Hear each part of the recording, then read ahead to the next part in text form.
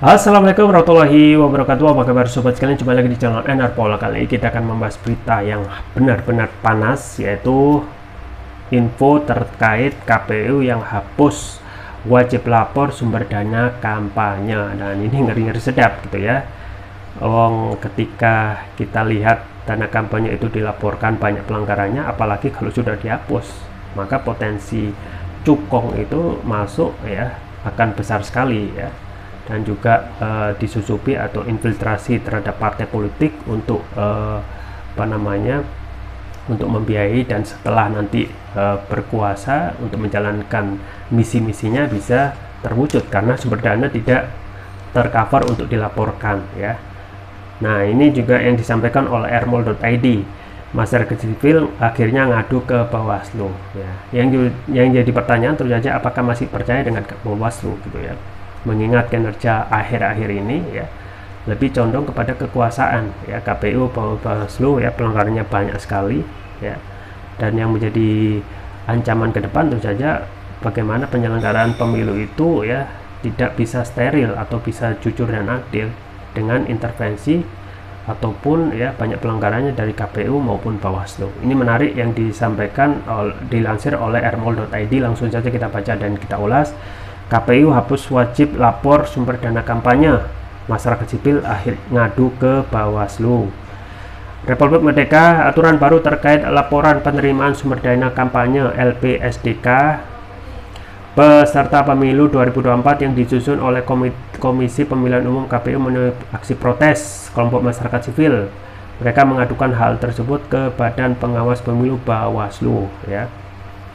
Pasalnya, aturan baru yang termuat dalam draft rancangan PKPU tentang dana kampanye menghapuskan kewajiban peserta pemilu 2024 melaporkan sumber dana kampanye gitu ya.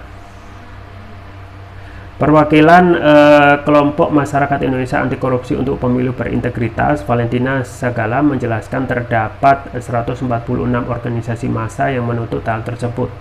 Penghapusan LPSDK ini menimbulkan kontroversi, ujar Valentina dalam jumpa pers usai menemui pimpinan Bawaslu di kantor Bawaslu RI Jalan MH Tamrin, Jakarta Pusat, Senin. Dia menjelaskan LPSDK merupakan salah satu instrumen pelaksanaan prinsip keterbukaan dan akuntabilitas mengenai sumber keuangan kampanye peserta pemilu. Oleh karena itu, sosok yang kerap disapa Valen ini mengadu ke Bawaslu agar memberikan rekomendasi berupa perbaikan regulasi teknis terkait pelaporan dana kampanye, mendesak Bawaslu untuk menerbitkan rekomendasi kepada KPU apabila memandang yang dilakukan KPU termasuk regulasi yang diterbitkan tidak sesuai prinsip penyelenggaraan pemilu. Demikian Valen ya. Ya, itu ya sobat sekalian terkait dengan aturan baru ya yang tidak mewajibkan untuk menyantumkan sumber dana kampanye gitu ya. Ini gawat ya.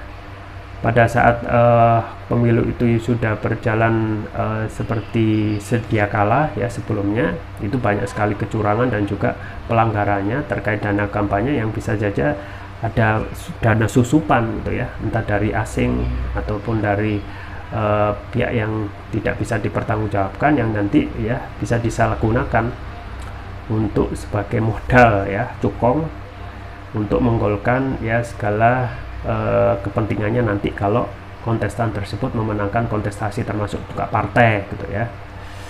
Dan ini ya kembali lagi ya adalah tes ya, ujian kepada KPU dan juga Bawaslu.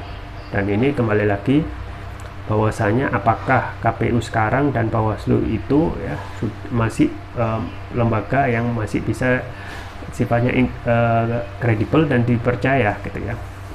Karena kalau kita melihat track recordnya, rekam jejaknya yang saat ini ya banyak sekali juga pelanggarannya ya, dari masa ketergantungan ataupun arah preferensinya kepada kekuasaan ya. Misalnya partai-partai yang tidak sesuai dengan kekuasaan yang nantinya akan bikin ribut terus ya, itu akan dipersulit ya. Misalnya Partai Umat ya, yang awalnya ya sebenarnya ini partai yang digawangi oleh Amin Rais dengan potensi ya dugaan akan terus-menerus akan menimbulkan gangguan, maka tidak diloloskan ya. Dan juga banyak misalnya yang beberapa waktu lalu ya, TMS ya, terkait dengan tidak memenuhi syarat, kadang juga ada pelanggarannya gitu ya. Yang ini tentu saja dia akan diakui, misalnya ada desakan untuk meloloskan ya syarat partai yang tidak memenuhi syarat menjadi memenuhi syarat ya, yang sempat heboh dan sekarang seakan hilang ya.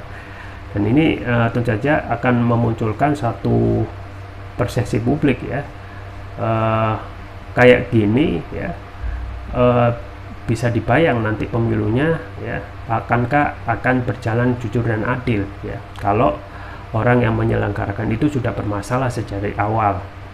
Nah, apalagi terkait dengan ya kewajiban untuk melaporkan penerimaan sumber daya kampanye ya. Adanya pelaporan saja banyak sekali pelanggaran, apalagi kalau sudah dibebaskan ya. Apalagi kalau sudah ada yang namanya ya nyolong-nyolong ya, sumber apa namanya, lembaga apa gitu ya, menyamar gitu ya, dengan memberikan sumbangan dana sekian dengan sekian ya, untuk partai tertentu sebagai langkah untuk memenangkan, dan nanti ada imbal baliknya gitu ya. Maka tidak heran gitu ya, nanti kalau partai pun itu menang ya, tidak enak juga kalau tidak memberikan imbal jasa. Nah, inilah ya kotornya pemilu sistem demokrasi saat ini, yang akan menjadi seperti lingkaran setan ya. Yang terjadi adalah ya, ketika sistem sekarang demokrasi tidak ada ketakwaan individu, maka segala hal termasuk juga konspirasi yang kotor seperti ini itu semuanya dipakai ya, yang terus-menerus akan memunculkan partai itu ya hanya akan mementingkan kepentingan partai daripada kepentingan rakyat ya, apalagi kalau sumber dayanya tidak dilaporkan secara transparan ke hadapan publik ya. Ya, semoga ke depan ya ada perbaikan ya, sistem yang lebih baik untuk menciptakan perpolitikan di negeri ini itu menjadi bersih ya, dan lebih ya bisa menyelenggarakan pemilu dan menghindari yang namanya politik uang dan juga potensi kecurangan pemilu.